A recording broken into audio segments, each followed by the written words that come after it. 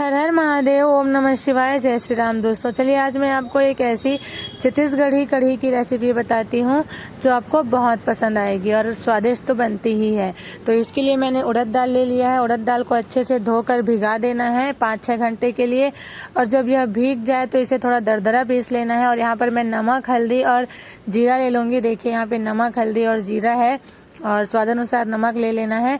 और मेरे पास इतने ही पत्ते थे। आप इसे कौन सी पत्ती कहते हैं, हमारे यहाँ तो इसे कुचई का पत्ता कहते हैं। तो इस तरह से यहाँ पर पत्ता ले लेना है। और ये मेरे पास कम था, मैं अपने गमले से लेकर आई थी।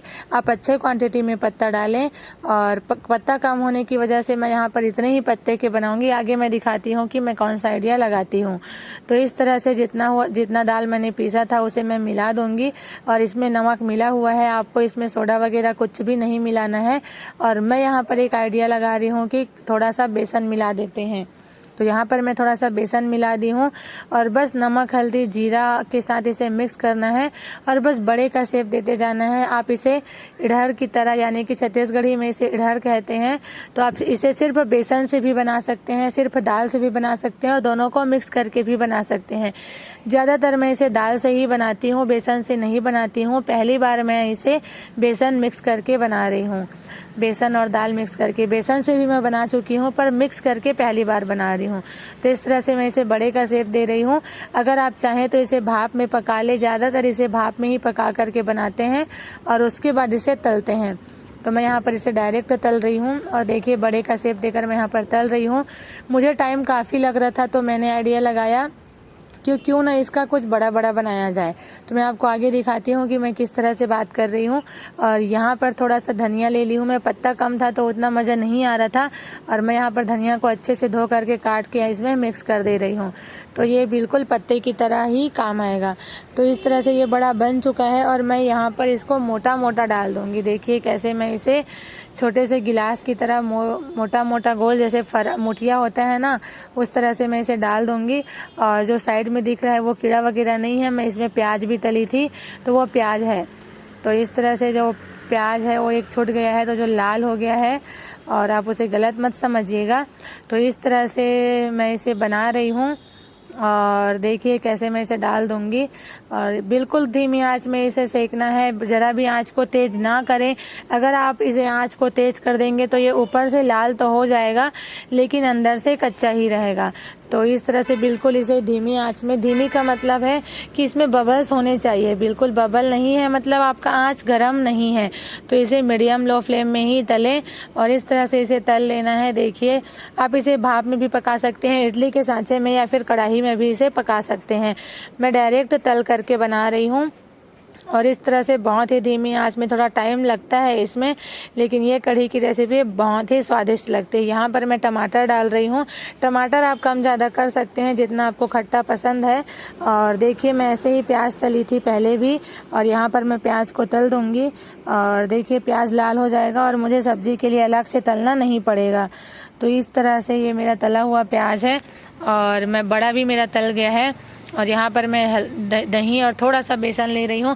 बेसन मैं गाढ़ा करने के लिए ले रही हूँ। आपके पास बेसन नहीं है तो आप थोड़ा सा चावल का आटा भी ले सकते हैं, बहुत कम क्वांटिटी में, 1-2 चम्मच ही लेना है।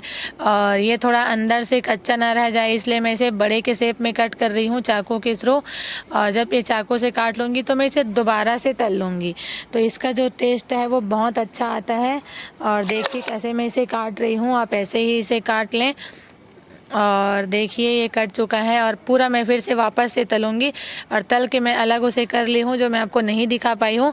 और यहाँ पर मैं सब्जी का प्रोसेस कर रही हूँ। बस इसके लिए आप जो भी तड़का डालना चाहें, मैं यहाँ पर जीरा, लहसुन और मिर्च का तड़का दे रही हूँ। आप कोई सा भी तड़का दे सकते हैं।